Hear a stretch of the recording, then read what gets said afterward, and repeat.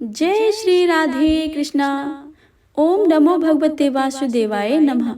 ओम नमः शिवाय। आप सभी को पौष मास पूर्णिमा की बहुत बहुत शुभकामनाएं। आप सभी के जीवन में लक्ष्मी नारायण की कृपा सदा सर्वदा ही बनी रहे। आज पूर्णिमा के शुभ अवसर पर आप सभी श्रवण करेंगे 32 पूर्णिमा की कथा और साथ ही साथ विष्णु भगवान का चालीसा। तो आप सभी से अनुरोध है कि इस कथा को भक्ति भाव से और प्रसन्न मन चित्त से पूरा अवश्य सुने। प्रेम से बोले कृष्ण कन्हैया लाल की जय। द्वापर युग में एक बार माता यशोदा ने अपने पुत्र भगवान श्री कृष्ण से कहा कि हे श्री कृष्ण, तुम संसार के रचयिता और पालन करता हो। आज मुझे कोई ऐसा उपाय बताओ जिसके करने से स्त्रियों को सौभाग्य की प्राप्ति हो, साथ ही उनकी सभी मनोकामनाएं पूर्ण हो जाएं। तब श्री कृष्ण ने कहा कि हे माता, मैं आपको एक अचूक उपाय बताता हूँ, सो आप विस्तार पूर्वक सुनिए। सौभाग्य की प्राप्ति के लिए स्त्रियों को 32 पूर्णिमाओं का व्रत करना चाहिए। इस व्रत को करने से स्त्रियों को सौभाग्य तथा संपत्ति की प्राप्ति होती है। यह व्रत अचल सौभाग्य को देने वाला है और भगवान शंकर के प्रति मनुष्य मात्र की भक्ति को बढ़ाने वाला है। यशोदा जी कहने लगी कि कृष्ण, सर्वप्रथम इस व्रत को मृत्युलोक में किसने किया था? इसके विषय में विस्तार पूर्वक मुझसे कहो। श्री कृष्ण जी कहने लगे कि इस भूमंडल पर एक अत्यंत प्रसिद्ध राजा चंद्रहास से पालित अनेक प्रकार के रत्नों से परिपूर्ण कातिका नाम की एक नगरी थी। वहां धनेश्वर नाम का एक ब्राह्मण था और उसकी स्त्री अति सुशील रूपवती थी। दोनों ही उस नगरी में बड़े प्रेम के साथ रहते थे। घर में धन धान्य आदि की कोई कमी नहीं थी। उनके एक बड़ा ही दुख था कि उनके कोई संतान नहीं थी, जिस वजह से वह बहुत दुखी रहते थे। एक दिन एक बड़ा तपस्वी योगी उस नगरी में आया और वह योगी बाकी सभी घरों में भिक्षा मांगकर भोजन किया करता था, लेकिन उस ब्राह्मण के घर से कभी भी भिक्षा नहीं किया करता था। एक दिन योगी गंगा किनारे भिक्षा मांगकर प्रेम पूर्वक खा रहा था कि धनेश्वर ने योगी को यह सब करते देख लिया। सब कार्य किसी प्रकार से देख लिए। अपनी भिक्षा अनादर से दुखी होकर धनेश्वर योगी से बोले, और सभी घरों में भिक्षा लेते हैं, परंतु मेरे घर की भिक्षा कभी भी नहीं लेते हैं। इसका क्या कारण है? योगी कहने लगा कि आपके धर्म हमें इस बात की आज्ञा नहीं देता है, क्योंकि आप अभी गृहस्थ जीवन में एक सुख से वंचित हैं। आपके घर संतान होने पर मैं आपके घर से भी भिक्षा स्वीकार कर लूंगा। उन्होंने कहा कि जिसे संतान नहीं है उसके घर से भिक्षा लेने से मेरे भी पतित हो जाने का भय है। धनेश्वर की यह बात सुनकर बहुत दुखी हुआ और हाथ जोड़कर योगी के पैरों पर गिर पड़ा और दुखी मन से कहने लगा कि आप मुझे संतान प्राप्ति के उपाय बताएं। आप तो सर्वज्ञ हैं, मुझ पर अवश्य ही कृपा कीजिए। धन की मेरे घर में कोई कमी नहीं है, लेकिन मैं संतान न होने के कारण अत्यंत दुखी हूँ। आप मेरे इस दुख का हरण कीजिए। यह सुनकर योगी कहने लगे, तुम माता चंडी की आराधना करो। घर पहुंचकर उन्होंने यह सारी बात अपनी पत्नी को बताई और खुद वन में चला गया। वन में पहुंचकर उसने माता चंडी की आराधना और उपवास किया। माता चंडी ने 16 दिन के बाद उसको सपने में दर्शन दिए और कहा कि हे धनेश्वर, जा, तेरे पुत्र रत्न प्राप्त होगा, लेकिन उसकी आयु सिर्फ 16 वर्ष की होगी। 16 वर्ष की आयु में उसकी मृत्यु हो जाएगी। अगर तुम दोनों स्त्री और पुरुष 32 पूर्णिमा का व्रत करोगे तो यह दीर्घ आयु हो जाएगा। जितनी तुम्हारे समर्थ हो उतने आचे के दिए जलाकर शिव जी भगवान की पूजा करना, लेकिन 32 पूर्णिमा ही होनी चाहिए। सुबह होते ही तुम इस स्थान के पास एक आम का पेड़ दिखाई देगा, उस पर चढ़कर एक फल तोड़कर अपने घर ले जाना। अपनी स्त्री को इस बारे में बताना। सुबह होने के पश्चात वह स्वच्छ होकर शंकर जी का ध्यान करके उस फल को खा ले। तब भगवान शंकर की कृपा से उसको गर्भ हो जाएगा। जब ब्राह्मण सुबह उठा तो उसे उस स्थान पर आम का पेड़ दिखाई दिया, लेकिन वह चढ़ नहीं पा रहा था। यह देखकर उसे बड़ी चिंता हुई। उसने भगवान गणेश की उपासना की और कहा कि हे दयानिधि, अपने भक्तों के विघ्नों का नाश करके उनके मंगल कार्य को करने वाले, दुष्टों का नाश करने वाले, रिद्धि सिद्धि देने वाले, आप मुझे इतना बल दें कि मैं अपनी मनोकामनाएं पूरा कर सकूं। इसके बाद वह पेड़ से फल तोड़कर अपनी पत्नी के पास गया। उसकी पत्नी ने पति के कहे अनुसार इस फल को खा लिया और वह गर्भवती हो गई। देवी की कृपा से उसे बहुत सुंदर पुत्र पैदा हुआ। उसका नाम उन्होंने देवीदास रखा। माता पिता के हर्ष और शोक के साथ वह बालक बढ़ने लगा। भगवान की कृपा से बालक बहुत ही सुंदर था, सुशील और पढ़ाई लिखाई में भी बहुत ही निपुण था। दुर्गा जी के कथानुसार उसके माता ने 32 पूर्णमासी का व्रत रखा। जैसे ही 16वां वर्ष लगा, दोनों पति पत्नी बहुत दुखी हुए, कहीं उनके पुत्र की मृत्यु न हो जाए। उन्होंने सोचा कि अगर उनके सामने यह सब कुछ हुआ तो वह कैसे देख पाएंगे। तभी उन्होंने देवीदास के मामा को बुलाया और 1 वर्ष के लिए देवीदास को काशी पढ़ने के लिए भेज दिया। 1 वर्ष के बाद उसे वापस लेकर आ जाना। देवीदास अपने मामा के साथ घोड़े पर सवार होकर चल दिया। उसके मामा को यह बात नहीं पता थी। दोनों पति पत्नी ने 32 पूर्णिमा का व्रत पूरा किया। दूसरी तरफ मामा और भांजे दोनों रात गुजारने के लिए रास्ते में एक गांव में रुके। उस दिन उस गांव में ब्राह्मण की कन्या का विवाह होने वाला था। जिस धर्मशाला में वर और बारात आकर रुके थे, वही धर्मशाला में देवीदास और उसका मामा ठहरे हुए। उधर कन्या को तेल आदि चढ़ने के बाद जब लग्न का समय आया तो वर की तबीयत खराब हो गई।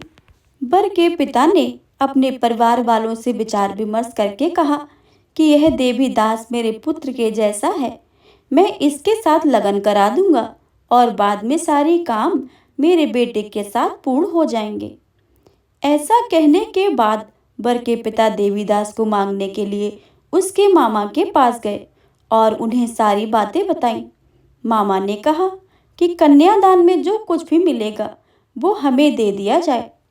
वर के पिता ने बात स्वीकार कर ली। इसके बाद देवीदास का विवाह कन्या के साथ संपन्न हो गया।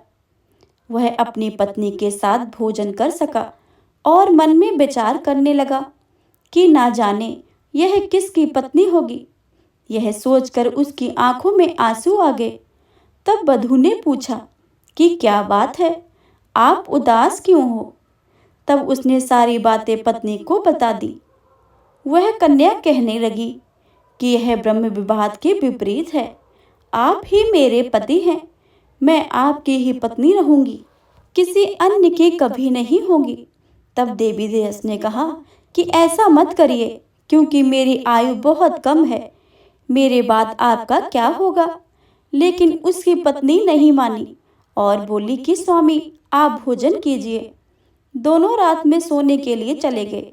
सुबह देवीदास ने पत्नी को 4 नगों से जड़ी एक अंगूठी दी और एक रुमाल दिया और बोला कि हे प्रिय, इसे लो और संकेत समझकर स्थिर चित्त हो जाओ।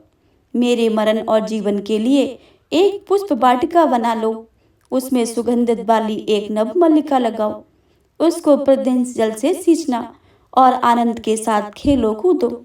जिस समय और जिस दिन मेरा मरणांत होगा, उस दिन वह फूल सूख जाएंगे और जब यह फिर हरे हो जाएं, तो जान लेना कि मैं जीवित हूँ। यह समझाकर वह वहां से चला गया। इसके बाद जब वर और बाकी बाराती मंडप में आए तो कन्या ने उसे देखकर कहा कि यह मेरा पति नहीं है, मेरे पति वह हैं जिनके साथ रात में मेरा विवाद हुआ था। इसके साथ मेरा विवाह नहीं हुआ है। अगर वह वही है तो बताए कि मैंने इसके क्या दिया है। साथ ही कन्यादान के समय को जो मिले थे आभूषण उन्हें भी दिखाए। कन्या की ये सारी बातें सुनकर वह कहने लगे कि मैं सब यह नहीं जानता हूँ। इसके बाद सारी बारात अपमानित होकर वहां से लौट गई। भगवान कृष्ण बोले कि हे माता, इस प्रकार देवीदास काशी चला गया। कुछ समय जब बीत गया तो एक सर्प उसको डसने के लिए आया, लेकिन वह उसको काट नहीं पाया, क्योंकि उसकी माता ने पहले ही 32 पूर्णिमा का व्रत कर लिया था। इसके बाद खुद काल वहां पहुंचा। भगवान की कृपा से तभी वहां माता पार्वती और भगवान गणेश जी आ गए। देवीदास को मूर्छित दशा में देखकर माता पार्वती ने भगवान शिव से प्रार्थना की कि महाराज, इस बालक की माता ने पहले ही 32 पूर्णिमा का व्रत कर लिया है, आप इसके प्राण दे दे। भगवान शिव ने माता पार्वती के कहने पर उसे जीवन दान दे दिया। उधर उसकी पत्नी उसके काल की प्रतीक्षा कर रही थी। उसकी पत्नी ने जाकर देखा कि पुष्प और पत्र दोनों ही नहीं हैं, तो उसको बहुत आश्चर्य हुआ। और जब उसने देखा कि पुष्प वाटिका फिर से हरी हो गई है, तो वह समझ गई है कि उसका पति जिंदा हो गया है। इसके बाद वह बहुत ही प्रसन्न होकर अपने पिता से कहने लगी कि हे पिताजी, मेरे पति जीवित हैं, उनको आप ढूंढिए। जब 16 वर्ष व्यतीत हो गए तो देवीदास भी अपने मामा के साथ काशी के लिए चल दिया।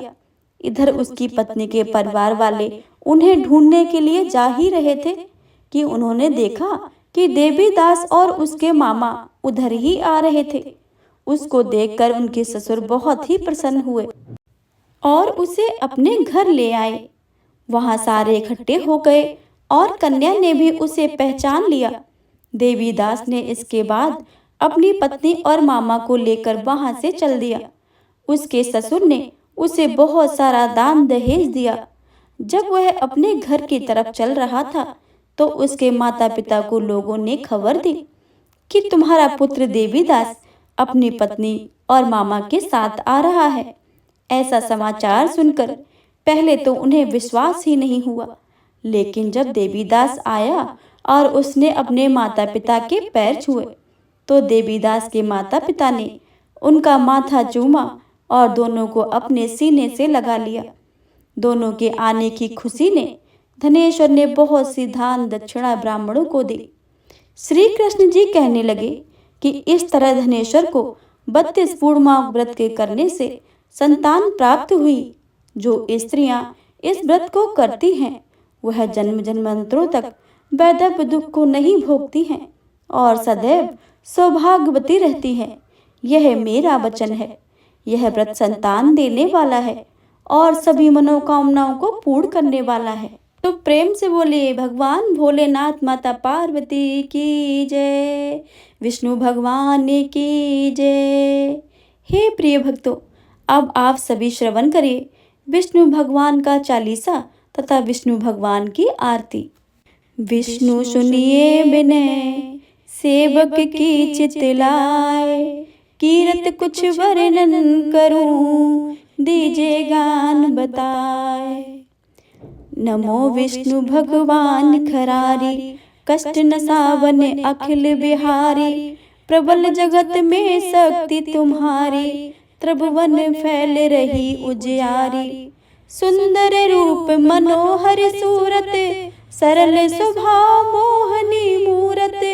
तन पर पीतांबर अति सोहत, बैजंती माला मन मोहत। शंख चक्र कर गदा विराजे, देखत दैत्य असुर दल भाजे। सत्य धर्म मद लोभ न गाजे, काम क्रोध मद लोभ न छाजे। संत भक्त सज्जन मन रंजन, धनुज असुर दुष्टन दल गंजन। सुख उपजाए कष्ट सब भंजन, दोष मिटाए करत जन संजन। पाप काट भव सिंध उतारण, कष्ट नाश कर भक्त उबारण। करत अनेक रूप प्रभु धारण, केवल आप भक्ति के कारण। धरई धेनु बन तुम्हें पुकारा, तब तुम रूप राम को धारा। भार उतारे असुल दर मारा, रावण आदक को संघारा। आप 12 रूप बनाया, हरणाक्ष को मार गिराया। धर्म तस्य तन सिंधु बनाया, 14 रत्नन को निकलाया।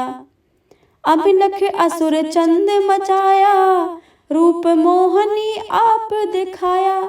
देवन को अमृत पान कराया, असुरन को छवि से बहलाया। कर में रूप धर सिंधु मझाया, मंद्राचल गिर तुरत उठाया। शंकर का तुम फंद छुड़ाया, भस्मासुर का रूप दिखाया। वेदन को जब असुर डुबाया, कर प्रबंध उन्हें ढूंढवाया। मोहित बन कर खल ही नचाया, उस कर भस्म तुमने करवाया। असुर जलंधर अति बलिदाई, शंकर से उनकी ने लड़ाई। हार पार शिव सकल बनाई, कीन सती से छल खल जाई। सुमरन कीने तुम शिवरानी, बतलाई सब विपत कहानी। तुम तब बने मनीश्वर गानी, वृंदा की सब सुरत भुलानी। देखत तीज धनुज सैतानी, वृंदा आए तुम्हें लिपटानी। हो इस पर से धर्म क्षतिमानी, हना असुर उर शिव सैतानी। तुमने ध्रुव पहराद उबारे, हिरणाकुश आदिक खल मारे। गणिका और अजामिल तारे, बहुत भक्त भव सिंध उतारे। हरहु सकल संताप हमारे, कृपा करो हरि सिरजनहारे। देखो मैं निज दरस तुम्हारे, दीन बंधु भक्तन हितकारे। चाहत आपका सेवक दर्शन, करहूँ दहा अपनी मधुसूदन। जानू नहीं योग्य जप पूजन, होए यज्ञ स्तुति अनुमोदन। शील दया संतोष सुलक्षण, विदित नहीं बत बोध विलक्षण। करहूँ आपका किस विधि पूजन, कुमत बिलोक होत दुख भीषण। करहूँ प्रणाम कौन विधि सुमिरन, कौन भांति में करहूँ समर्पण। सुर मुनि करते सदा सेवकाई, हर्षित रहते परम गति पाई। दीन दुखिन पर सदा सहाई, निज जन जान लेब अपनाई। पाप दोष संताप नसाओ, भव बंधन से मुक्त कराओ। सुख संपत्ति दे सुख उपजाओ, निज चरणन को दास बनाओ। निगम सदा ये बिनय सुनावे, पढ़े सुने जो जन सुख पावे।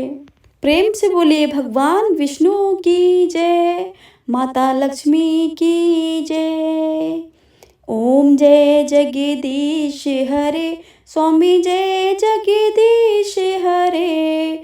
भक्त जनों के संकट, दास जनों के संकट, क्षण में दूर करे। ओम जय जगदीश हरे। जो ध्यावे फल पावे, दुख बिन से मन का। सुख संपत्ति घर आवे, कष्ट मिटे तन का। ओम जय जगदीश। मात पिता तुम मेरे, शरण गहूँ किसकी। स्वामी शरण पढ़ूँ मैं किसकी। तुम बिन और न दूजा, आस करूँ जिसकी। ओम जय जगदीश हरे। तुम पूर्ण परमात्मा, तुम अंतर्यामी। पार ब्रह्म परमेश्वर, तुम सबके स्वामी। ओम जय जगदीश हरे। तुम करुणा के सागर, तुम पालन करता। मैं तुम पालन करता, मैं सेवक तुम स्वामी। कृपा करो हरता। ओम जय जगदीश हरे। तुम हो एक अगोचर, सबके प्राणपति। स्वामी सबके प्राणपति। किस विधि मिलूं दयानिधि, तुमको मैं कुमति। ओम जय जगदीश हरे। दीन बंद दुख हरता, तुम रक्षक मेरे, स्वामी तुम ठाकुर मेरे। अपने हाथ उठाओ, अपनी शरण लगाओ, द्वार पड़ा मैं तेरे, ओम जय जगदीश हरे। विषय विकार मिटाओ, पाप हरो देवा, स्वामी पाप हरो देवा। श्रद्धा भक्ति बढ़ाओ, बल और बुद्धि बढ़ाओ, संतन की सेवा, ओम जय जगदीश हरे। तन मन धन सब है तेरा, स्वामी सब कुछ है तेरा। तेरा तुझको अर्पण, तेरा तुझको समर्पण, क्या लागे मेरा, ओम जय जगदीश हरे, ओम जय जगदीश हरे। स्वामी जय जगदीश हरे, स्वामी जय दीनानाथ हरे। भक्त जनों के संकट क्षण में दूर करे, ओम जय जगदीश हरे, ओम जय जगदीश हरे। प्रेम से बोले विष्णु भगवान की जय।